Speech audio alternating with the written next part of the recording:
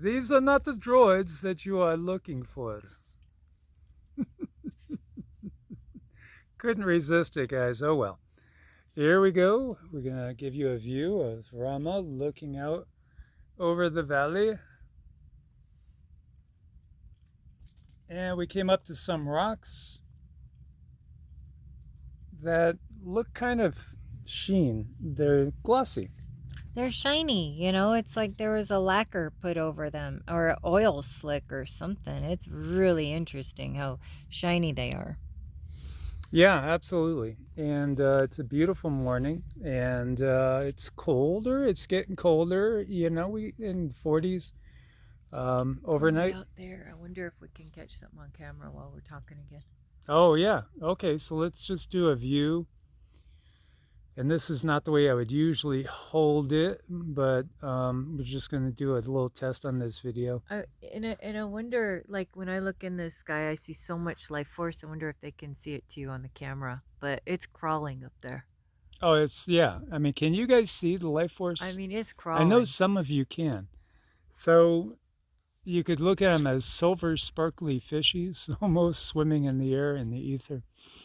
Yeah, we are surrounded by life. Life is abundant in the multiverse because, again, there are so many different variations of Earth. So, the question is every possible variation happening simultaneously? And if so, why don't we just hop to a good one?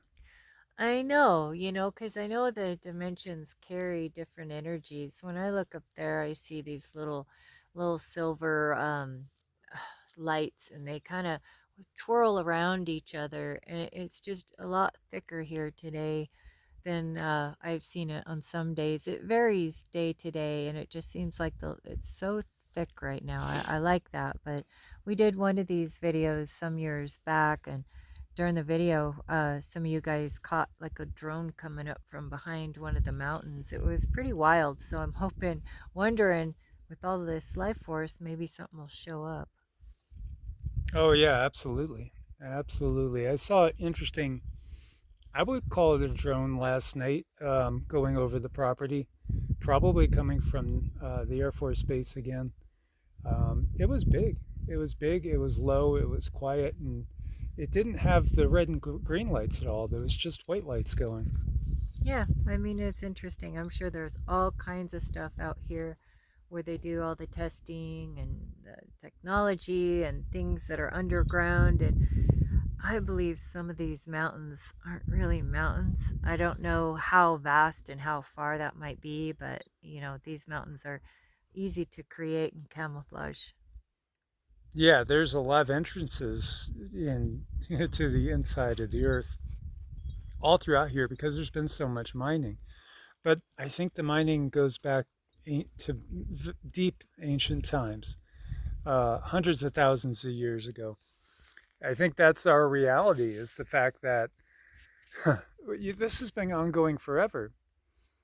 Literally, it's at least it seems like forever. And why don't we get it right with living in harmony with the planet? It's because again, ultimately, the power structure has been parasitic, so they don't understand how to be harmonious. It's just not even in their nature. Um, wow, so that gets us to the whole concept of the split.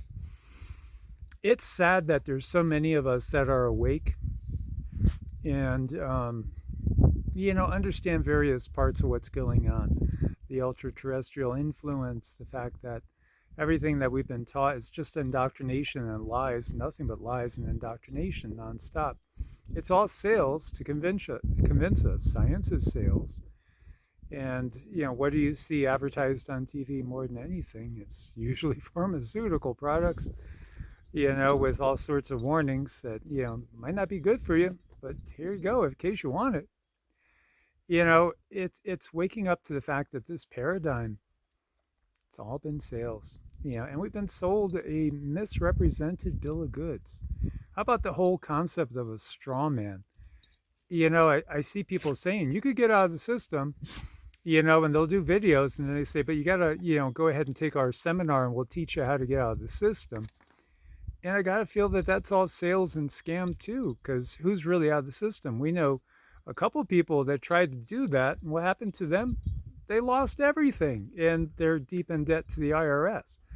So, I mean, again, ramblings of a madman out in the desert. But thank you guys for listening. I like the ramblings, but yeah, I mean, I don't know anyone personally, and even if someone said that they were able to do it, I guess I would need more evidence and more proof.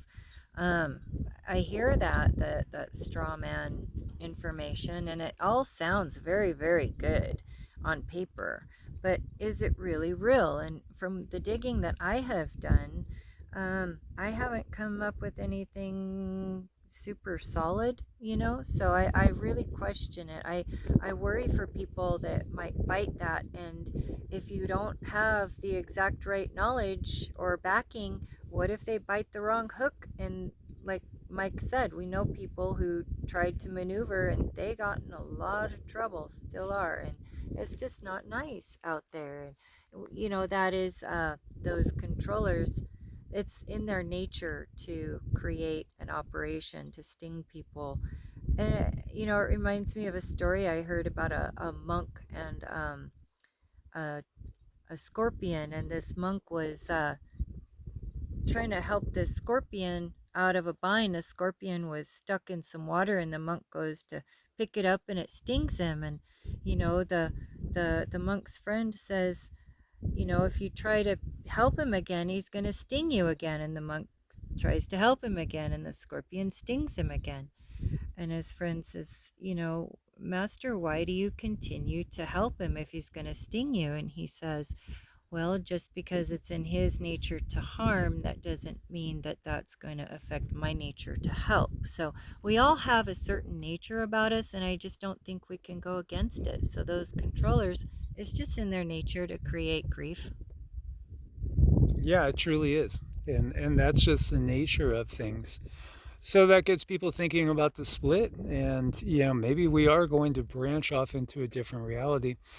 But what if we're doing that every single day? What if every single day we're nudging over one click on the dial? How many clicks are on that dial of reality? Is there an infinite number of clicks? So, maybe we're adjusting to an Earth that, doesn't have quite the cataclysm that has been projected. Again, I think so much of the cataclysm, the system wants to make it look like it's inescapable. But I think, again, that's coming from the system because ultimately all the history comes from them. Anything that's printed in books and is labeled as official is going to be official sales and dogma to control minds. And so, whether it's science coming from NASA or coming out of certain books, we learn to weed through the truth and the lies and disinformation. We do, over time, things happen, and you learn to adjust, and then you learn to not step in the same traps over and over again. But that takes time and experience. And with my experience, a lot of times, if something sounds too good to be true, it's probably too good to be true. Yeah, absolutely. Because again, that's just another tactic to hook us and to pull us into their web. So again, I think putting out the high vibes daily, again, meditation, yoga, mantras, qigong, doing random acts of kindness is a beautiful thing too. Always paying it forward. Here we are in this little town, and this tiny little town in the middle of nowhere. It's very hard to eat healthy. There's no supermarket in town. The nearest supermarket's 75 miles away. So, you got to plan, you got to organize. Thankful that there are other, we actually get deliveries here. So while things might take a few extra days than typical, it can be done. And we could plan and we could work on helping each other out. That's the one thing that I do see in this little town is the atmosphere of people would pull together strongly in times of crisis. They sure would, because they know what scarcity can do out here, and people have worked together in the past when there's been floods and things where you can't get out of town. It is nice in the sense that no one's going to let anyone go hungry here. No. So, and that's what's happened in the past too. We've gone through these times before, times of trial and tribulation. The earth wants to make it bountiful for us. She's always trying to make it bountiful. There's so much. There's an amazing abundance, even in the desert, if you know where to look. And yet, I don't think deserts are what I don't think they're normal. I don't think they're natural. I don't think they're random. I've come to the opinion that I do think it's been a systematic effort to limit the amount of productive land on Earth that's been ongoing for thousands of years. Where did all this come from? The upheaval, the cataclysms, because again, there are those who believe it's totally natural, 24, 25, 26,000 year cycle, split into halves and quarters, and that maybe every quarter turning, there is a gigantic cataclysm. But I think that may happen, but I think often it does happen as a result of amplification by dark forces. I don't think we get this in the Golden Age or the Silver Age.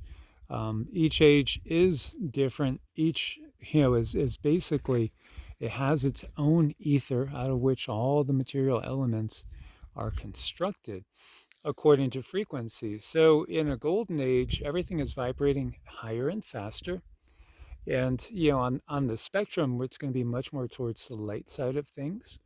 In the Silver Age, it's just only a little bit slightly less than that. Than the Bronze Age, truly a transitional period to the heaviness of the Kali Yuga. And each one is a unique experience.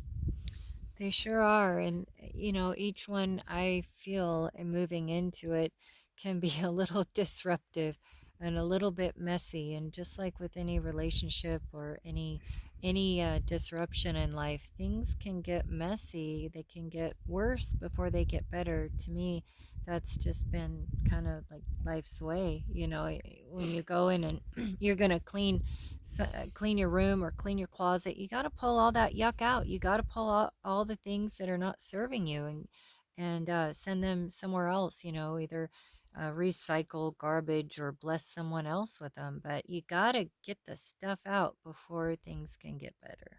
Yeah, as we look at all these mountains here, we can't keep sweeping things under the rug. We have to do the deep cleaning. And what does that look like? Well, it's different for each individual depending on where you're at in this journey.